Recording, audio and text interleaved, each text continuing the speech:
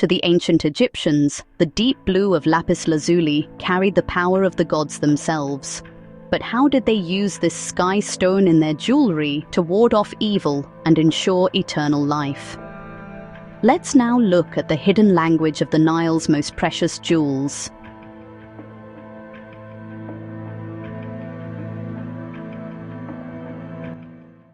Before it reached the pharaoh's wrist, this lapis lazuli undertook an epic journey. It traveled over 2,000 miles from the remote, formidable Sarai Sang mines, nestled high in the mountains of what is now Afghanistan. For millennia, this was the world's only known source of the finest, deepest blue lapis, making each fragment a treasure carried by caravan across deserts and seas, a testament to human determination and the allure of the divine.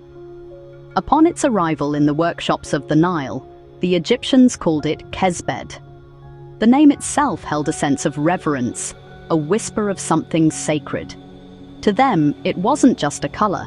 It was the very manifestation of the heavens, a slice of the cosmic ocean or the deep star-filled night sky captured in stone. The glittering pyrite inclusions weren't seen as flaws, but as golden stars suspended in an eternal twilight. This celestial stone was rarely used alone. When they paired it with the fiery glow of red carnelian, a symbol of life, energy, and the blood of the goddess Isis, and the vibrant blue-green of turquoise, representing rebirth, joy, and the goddess Hathor, they created a powerful triad. This combination wasn't merely for beauty.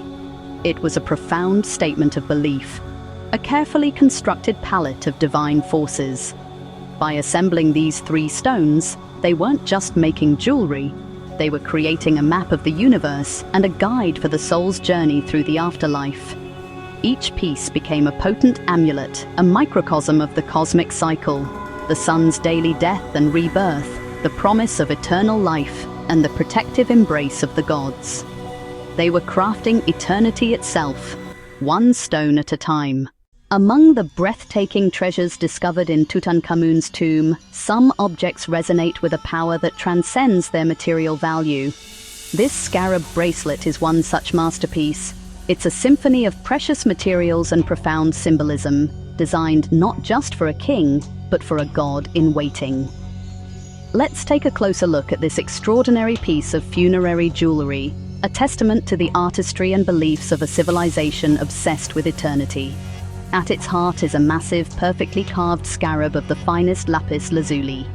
The stone itself, known to the Egyptians as Kesbed, was prized for its celestial blue hue, reminiscent of the heavens. Notice the tiny flecks of golden pyrite scattered within the deep blue, like stars in a midnight sky. This wasn't a flaw, it was a feature, a miniature cosmos held within the stone. The beetle represents the god Khepri, the divine manifestation of the rising sun.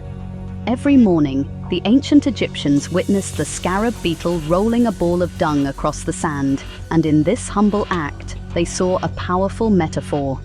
They believed Khepri rolled the sun across the sky each day, pushing it through the darkness of the underworld at night, ensuring its glorious rebirth at dawn. By wearing this, the king wasn't just displaying his immense wealth, though the gold and lapis were fantastically expensive. He was harnessing a powerful cosmic engine for his own journey. He was aligning his own soul with the solar cycle, ensuring his resurrection in the afterlife, just as the sun was reborn each day. The craftsmanship is exquisite. The gold bands, representing the eternal and incorruptible flesh of the gods, aren't just for hold. The bezel setting secures the precious scarab with masterful precision, while the flanking bands were believed to channel the stone's protective frequency.